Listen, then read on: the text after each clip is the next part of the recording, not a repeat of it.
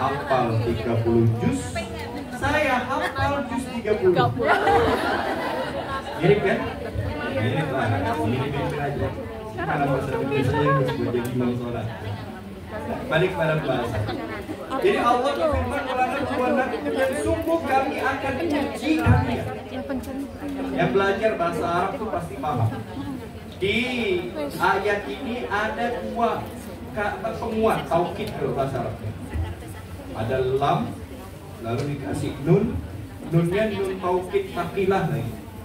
Yang artinya sungguh betul-betul kami akan uji kalian.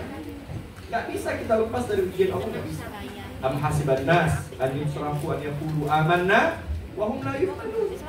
Apakah manusia itu menyangka setelah mereka berkata kami beriman kepada Allah, kami percaya kepada Allah, kami mengikuti syariat Allah, wa hum la yuftanun, dan mereka enggak diuji? Nah, justru semakin kita beriman, semakin dekat, semakin tinggi derajat kita kepada Allah, semakin berat ujian. Iya, betul. Makanya sabda Nabi Muhammad SAW, asyadun nas bala'an indallah al-anbiya, tumal awliya, tumal amta, fal amta. Yang paling berat ujiannya di sisi Allah itu siapa? Yang pertama para nabi. Para nabi dulu. Baru tumal awliya, kemudian para kekasih-kekasihnya. Wali-wali, tapi wali ya, bukan walid, bukan. Walid. Lain. Walid. Wali. Nah, titik. Tumal amtar, fal amtar, kemudian di bawahnya, dan yang paling bawah. Jadi orang yang paling dekat dengan Allah, ibu-ibu sekalian, mereka lah yang paling berat ujian. Coba kita lihat. Para ulama sepakat, mau nggak percaya, tanya Gus Yusuf. Manusia yang paling berat ujiannya itu Nabi Muhammad SAW. Makanya beliau itu dikatakan sebagai salah satu dari 5 ulul azmi. Dan 5 ulul azmi ini, apa ulul azmi itu? Ulul sobri wa sabat. Manusia yang paling sabar, yang paling teguh. Pertama, siapa ulul azmi? Yang pertama? Hah?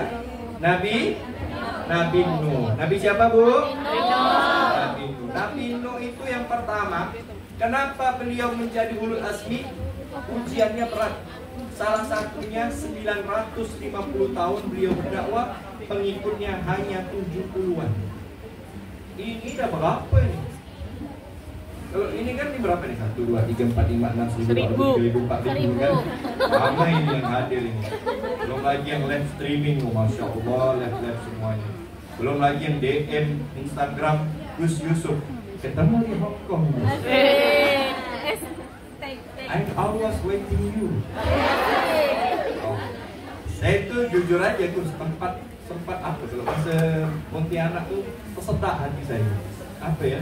Kesentak gitu. Kesentuh. Beliau bilang gini kemarin sama Abu dan kawan-kawan. Banyak yang DM saya. Gus, ketemu nanti di Hong Kong ya? Iya, saya satu pun gak ada yang DM. Allahumma shalli ala Muhammad. Luar biasa magnet beliau ini. Saya ketemu di pesawat, WA ketemu di pesawat. Ini Gus Yusuf, dia nyapa saya. Kalau dia nggak nyapa saya nggak tahu. Soalnya saya lihat nih kayaknya opa-opa Korea ya. Kalau saya opa-opa apa ya? Baik, kembali kepada pembahasan. Tadi ngomong apa ya? Ulul azmi Nabi Nuh. Yang pertama. Gus Azmi.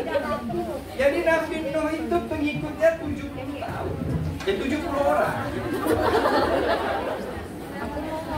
950 tahun berdakwah, pengikutnya hanya 70 orang. Dan yang lebih menyakitkan lagi, anaknya yang bernama Kan'an, anaknya bukan menjadi penerus beliau, bahkan menjadi yang melawan beliau, yang membangkangi beliau, ya Allah. Lalu berikutnya ada Nabi Ibrahim alaihissalam berdakwah kepada ayahnya sendiri, walaupun ayah di sini ada yang mengatakan itu bukan ayah kandungnya, tapi pamannya, ayahnya. Lalu beliau dibakar oleh Raja Namrud. Beliau berdakwah ke kaumnya, mendapatkan perlawanan musuh yang luar biasa. Ada Nabi Musa alaihissalam. Nabi Musa itu Masya Allah saking bengalnya, apa bengal itu?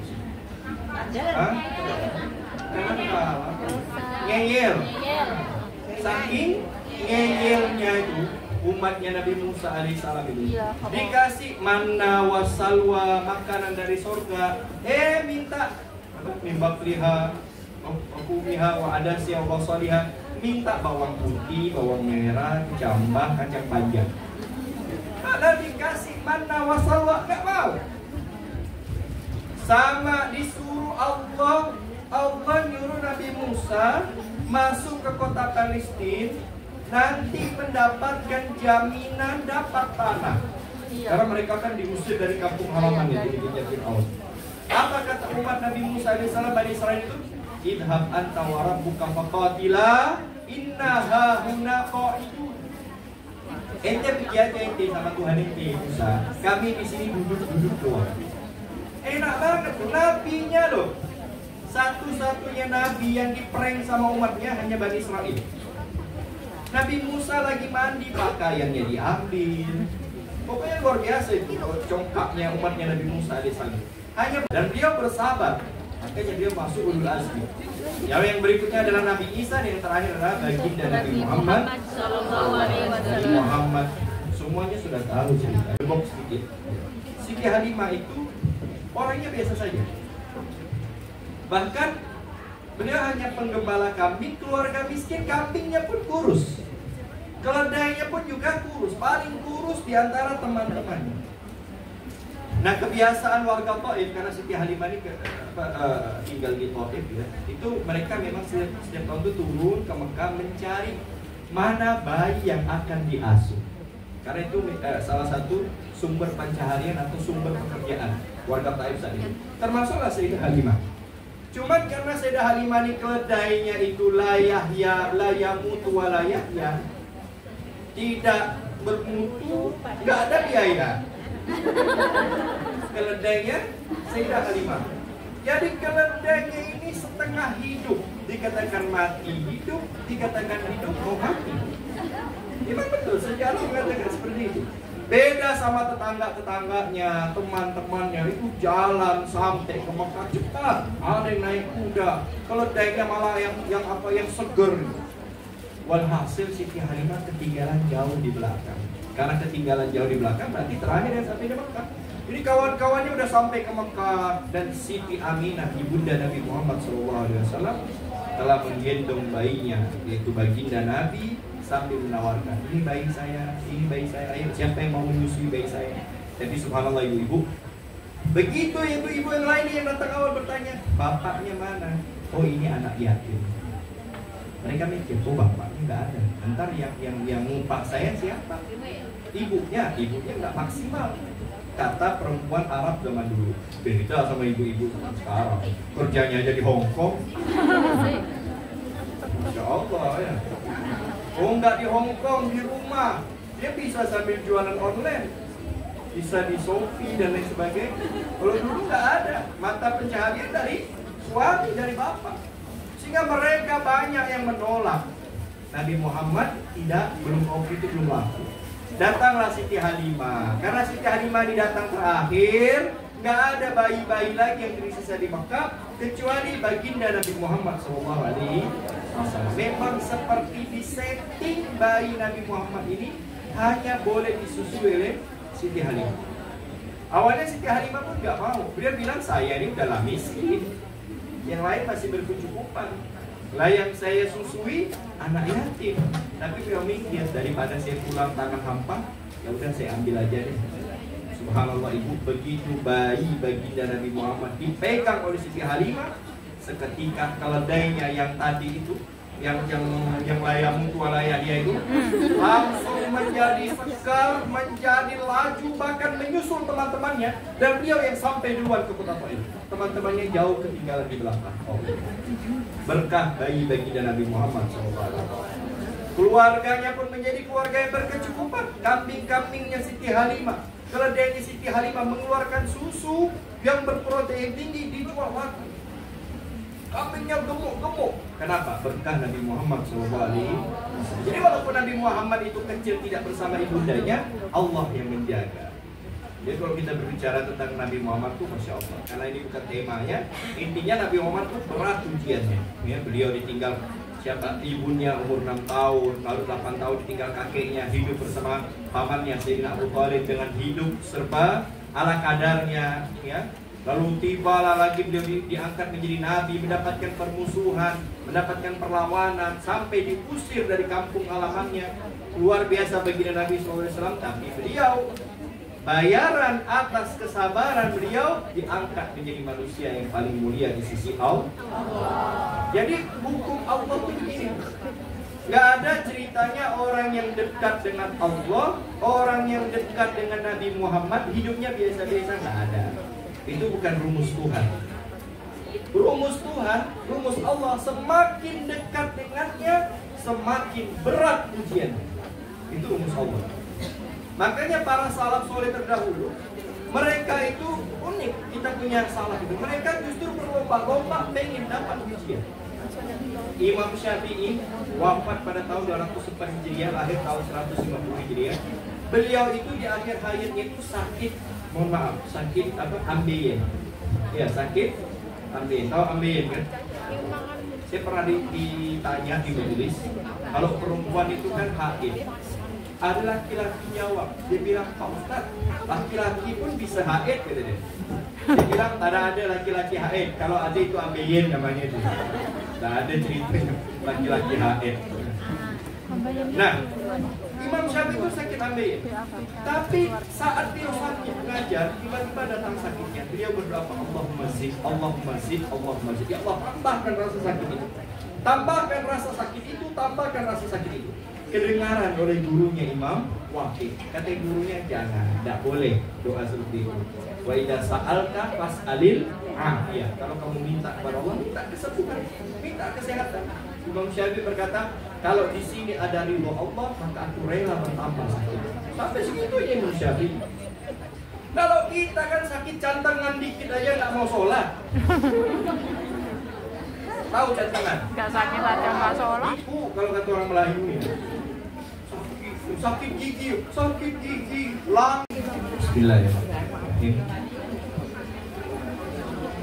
Assalamualaikum warahmatullahi wabarakatuh. Waalaikumsalam warahmatullahi wabarakatuh. Alhamdulillah. Wassalatu wassalamu ala rasulillah Sayyidina wa maulana Muhammad ibn Abdillah wa ala alihi wa sahbihi wa mawalah wa la hawla wa la quwwata illa billah, amma ba'du. Jalan-jalan ke kota Lampung. Yang cakep ya, saya kecakep. Dari Lampung menuju ke Jakarta. Walaupun ini pertama kali saya ke Hong Kong, tapi saya sudah bertemu ahli surga semuanya.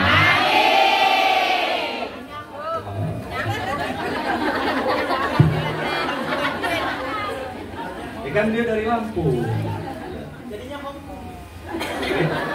Nyambungin aja udah. Lebaran makan lemper, makan sup setelah Ramadan. Walaupun kita bertemu di gedung Sup Tower. Nyambung kan? Ya, udah nyambungin aja. Tapi insya Allah kita bertemu di surga semuanya. Amin ya Rabbal Alamin. Tadi yang diaminin oleh Gus Yusuf yang kawin. Iya kan? Amin. Jadi ngoin budu yang amin. Kalau saya aminnya masuk surga bareng Nabi Muhammad. Amin ya Rabbal. Amin ya Rabbal Alamin. Saya pengen pantun pakai bahasa Malaysia, boleh nggak? Boleh. Boleh nggak? Boleh. Kira-kira Boleh. paham nggak tadi? Oke, tangan cari keramat. Cakep, udah cakep Paham aja. nggak? Paham, udah pahamin. Cari keramat sampai tejungam. Nggak paham ya? Tak paham lah. Saya ceramah tidaklah lama, paling lama setengah jam. Yang lama lah. Lama sih, Hah? sedikit. Mana pula bisa bahasa Lampung beda. Lampung apa tuh? Melayu ya? Aksara ya. Kalau saya dari Pontianak. Baik. Bapak dari bapak-bapak ada. Bapak-bapak, ibu-ibu yang kami cintai dan kami muliakan. Langsung saja kita ke tema pembahasan. Pagi ini kita akan berbicara tentang agar lelah menjadi lillah. Coba diulangi, agar lelah menjadi lillah. Yang di belakang tidak dijawab, agar lelah menjadi lillah. Gitu dong. Ini kalau nggak semangat balik saya. Kata ibu-ibunya, nggak apa-apa ambil balik, yang penting besok nggak usah balik. Ibu-ibu sekalian, kita ini di dunia pasti akan mendapatkan ujian. Itu pasti. Nggak akan ada manusia lepas dari cobaan. Sebagaimana Allah berfirman, "Walanabluwannakum bisyai'in minal khawfi wal ju'i wa naqsin minal amwali wal anfusi wat thamarat wa basyiris shabirin." Saya suara saya tidak sebagus Gus Yusuf. Jadi kalau saya baca Quran biasa aja. Beliau walaupun ada kemiripan antara kami dengan beliau. Asik. Asik. Kalau hidungnya sama-sama dua. Tipis ya. Matanya sama dua. Iya. Tapi sisanya benas sama lubang kubur. Antara langit dan lubang kubur. Masya Allah. Makanya saya kemarin sudah bilang, ini kawan-kawan Hongkong ini salah muda. Harusnya Gus Yusuf itu digandengin dengan Habib Muhammad Tohar, Habib Hanif Alatas, atau Habib Ges Asegaf gitu loh. Nah ini sama saya takutnya ini kayaknya ya. Tapi kita senang-senang aja sambil beliau. Masya Allah. Baik ibu-ibu sekalian. Dan tadi pagi itu Bu, saya kan sarapan.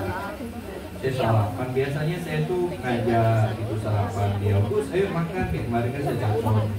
Kalau pagi tadi itu saya nggak ngajak. Kenapa? Di dalam kamar beliau sedang mengaji. Masya Allah. Nggak saya ajak, biarin beliau ngaji. Saya apa bahasa sarapan breakfast? Hah? Sejojen. Itu Madura, Mbak. Jawa, Pak.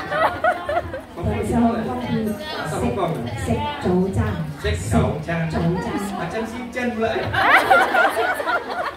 Pokoknya beliau sarapan membaca Quran. Ya Allah, hati tenang. Sarapan biasanya kan ada live music, ini enggak, live Al-Quran. Itulah sarapan paling mahal yang pernah anak rasakan. Allahumma shalli ala Muhammad. Biasanya saya sarapan ditemani dengan cinta satu malam lah. Lagi mabuk lagi, ya Allah. Sakit sih. Apalagi sakit hati. Ini beliau sakit hati, tetap sholat. Bagaimana salah dari sahabat dulu deh. Bagaimana Sayyidina Umar bin Khattab itu ditusuk saat sholat subuh oleh Abu Lu'lu' al-Majusi. Sholat subuh dulu belum ada lampu. Kalau sekarang kan ada lampu sholat, Masya Allah. Ada AC-nya, karpetnya, sejadahnya juga wangi, ya kan, bersih. Malah di kota-kota gede itu yang masjidnya nggak ada AC nggak laku. Yang dicari AC-nya dulu.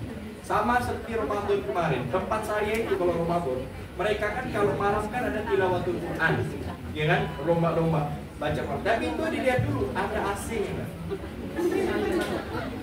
Kalau ada AC plus ST dan gorengan, ada air kelapanya, ya kan. Tambah lagi ada Gus Yusuf guru ngaji, ya kan. Betah itu satu malam 1 jus, 2 jus, 3 jus betah itu. Saya pun betah. Tapi kalau cuma ST, kipas, kue cucur, beloda, kue lapis, dalam hal ini 5 lembar, 6 lembar. Apalagi cuma kipas air aqua gelas. Tadi 2 lembar, 3 lembar. Jadi membaca menurut fasilitas. Orang dulu enggak. nggak ada lampu, apalagi AC, kipas saja nggak ada. Beliau saat sholat subuh gelap ditusuk sampai mohon maaf keluar isi perutnya, tetap melanjutkan sholat. Sayyidina Umar bin Khattab yang dikatakan paling tegasnya manusia sampai mendapatkan julukan Kublu Jahannam. Umar bin Khattab itu julukannya Kublu Jahannam. Apa Kublu Jahannam itu? Gemboknya neraka Jahannam. Karena selama beliau hidup fitnah nggak ada, luar biasa. Tapi tetap setan aja ketemu Umar bin Khattab, setannya lari. Kalau kita ketemu setan, kitanya yang lari. Betul atau tidak? Betul atau tidak? Sama, saya juga gitu. Saya ketemu setan, saya yang lari. Pernah dulu di pondok kami itu ada santriwati kesurupan. Saya ini nggak paham ilmu gini tuh, nggak paham ilmu apa ruqyah tuh nggak paham kayak apa yang mau saya baca ini bingung tuh. Jadi saya bilang gini sama santriwati kesurupan, setan, kamu itu cemen, beraninya ganggu anak kecil. Kamu keluar nih, lawan saya. Tak tunggu di rumah. Waktu itu istri saya lagi pulang kampung di Pemalang. Langsung sembuh orang itu. Setannya keluar. Dia bilang tunggu di rumah. Kejadian malam Jumat. Selesai dari kamar itu sampai subuh nggak pulang-pulang ke rumah. Iktikaf di masjid. Santri bilang, "Ini nggak istirahat di rumah, pengen iktikaf di masjid." Karena lama hati, setannya nunggu di rumah. Setannya menjawab, "Emang setan Habib Ali ini." Tunggu-tunggu nggak datang. Itu Umar bin Khattab itu. Umar bin Khattab itu, masya Allah tegas itu, tapi tetap sholat.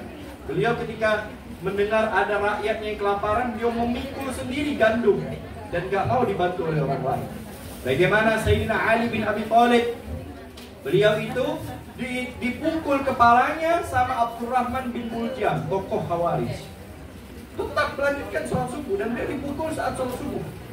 Bagaimana sahabat-sahabat yang lain dalam keadaan sakit? Sayyidina Ali bin Abi Thalib, beliau saat sholat, saat perang itu dipanah pakai panah yang berkarat. Kata dokter, waktu itu belum ditemukan obat bius, anestesi belum ditemukan. Wah Imam, ini harus dioperasi. Dan Anda harus kami pegang karena ini harus dicabut, dijahit, dibakar dan sebagainya. Oh nggak perlu, cukup saya sholat. Saat saya sholat langsung kerjakan operasinya. Benar nih Imam, benar.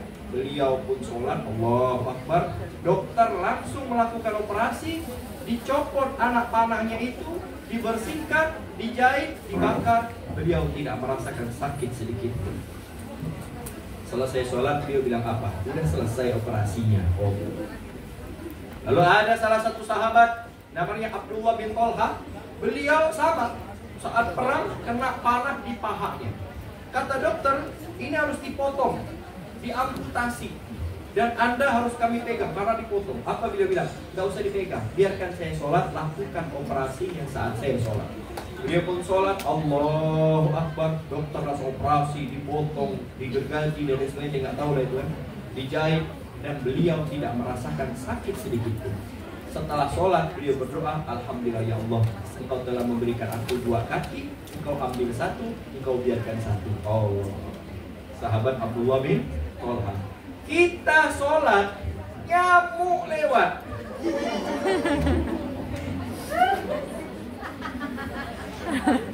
Kadang ada orang sholat, sebelum sholat bersih badannya, bersih. Tapi saat sholat tiba-tiba gatal-gatal.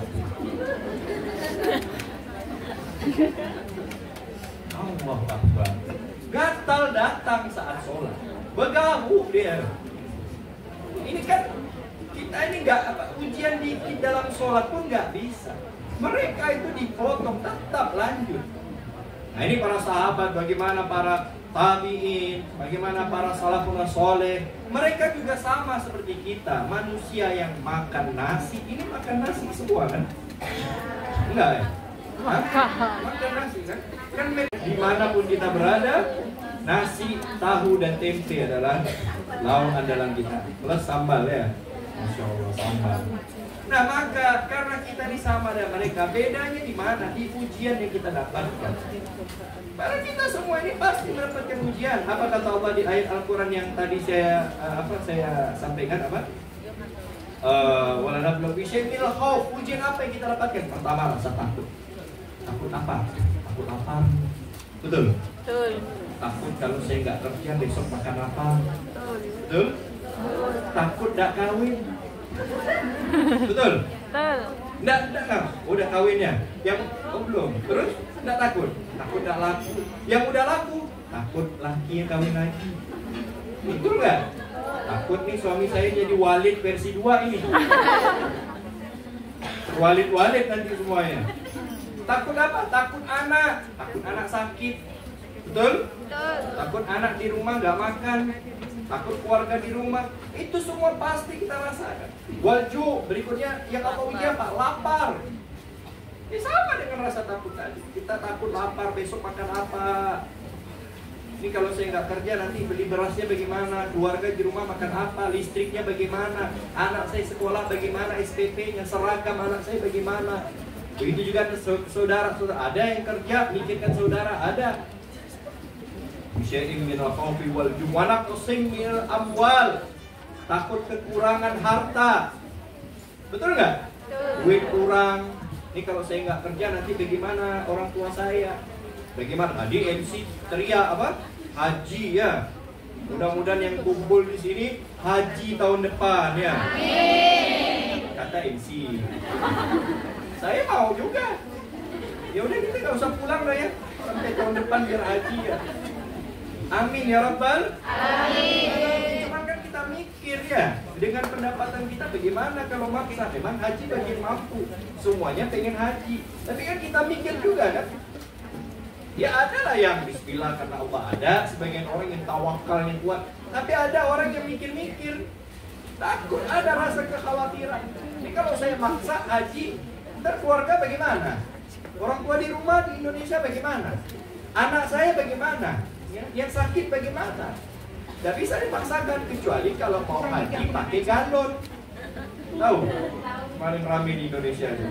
Ada haji pakai sepeda, ada haji jalan kaki. Nggak tahu udah sampai mana bulannya. Hah? Udah sampai? Singgah di Hongkong ya Bu? Udah. Muter kemana? Ada yang sampai ada.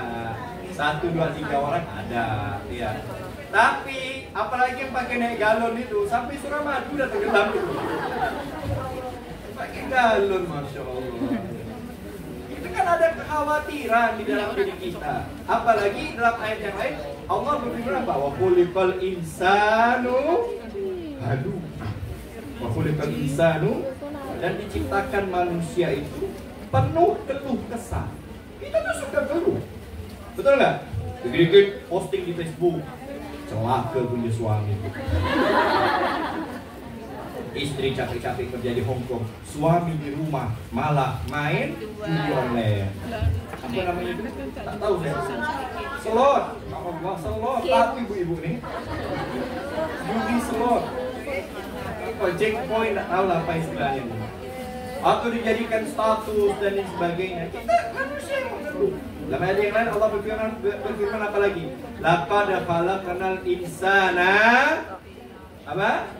Laqad khalaqnal insana fi kabad. Bukan fi asal takwim bukan? Laqad khalaqnal insana fi kabad. Sungguh kami ciptakan manusia itu dalam penuh keluh kesah, ngeluh terus. Kenapa kita ngeluh? Karena ada rasa kesedihan, rasa kekhawatiran di dalam hati. Kekhawatiran itulah yang membuat kita mengeluh. Oleh karenanya ibu-ibu sekalian, ya wajar kalau manusia itu mengeluh. Itu wajar. Karena sudah dipastikan, apalagi yang akan kita hadapi ini banyak. Wanaqsimil amwal wal anfus. Dan lagi ujian bersifat jiwa. Apa ujian bersifat jiwa? Takut sakit, takut mati. Betul? Mati sih kita nggak takut ya, pasti mati, betul Bu? Kita semua pasti mati. Coba kompak, kita semua pasti mati. Cuman kan kita nggak tahu kapan kita mati, betul? Nah, jadi ibu-ibu duluan, saya belakangan. Atau kebalikannya, saya belakangan, ibu-ibu duluan. Saya mah ikhlas aja mana yang menyaksikan. Mudah-mudahan panjang umur semuanya. Amin. Betul. Cuman yang kita khawatirkan itu apa? Matinya ini husnul khotimah nggak? Matinya ini bener nggak? Kita mati masih ada hutang. Betul. Itu kan yang kita takutkan.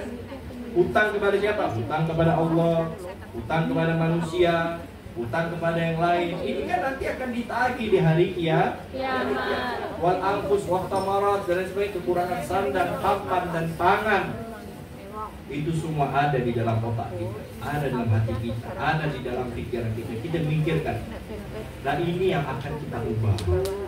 Bagaimana sih biar nggak capek? Bagaimana sih biar kita nggak terlalu takut menghadapi dunia ini?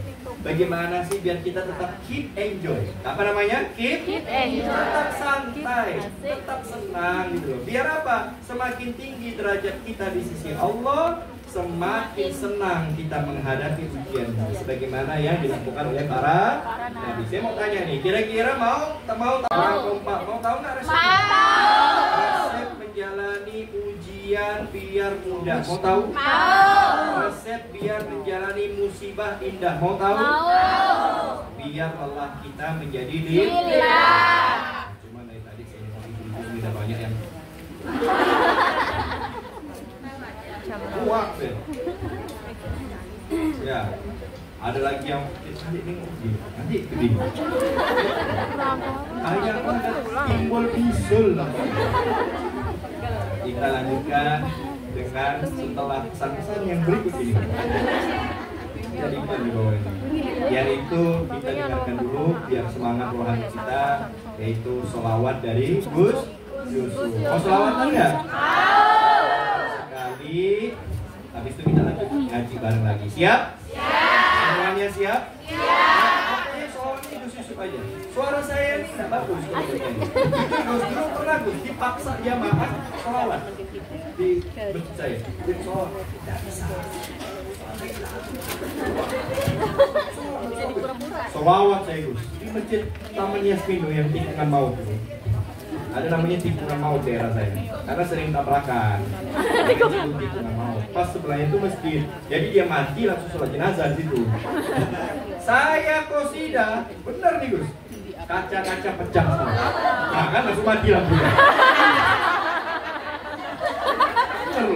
Kalau di Pontianak kacanya pecah, di sini lampu mati. Baik, kita akan videonya apa mas? Sama selawatan dari Gus Yusuf. Kepada beliau kami persilakan.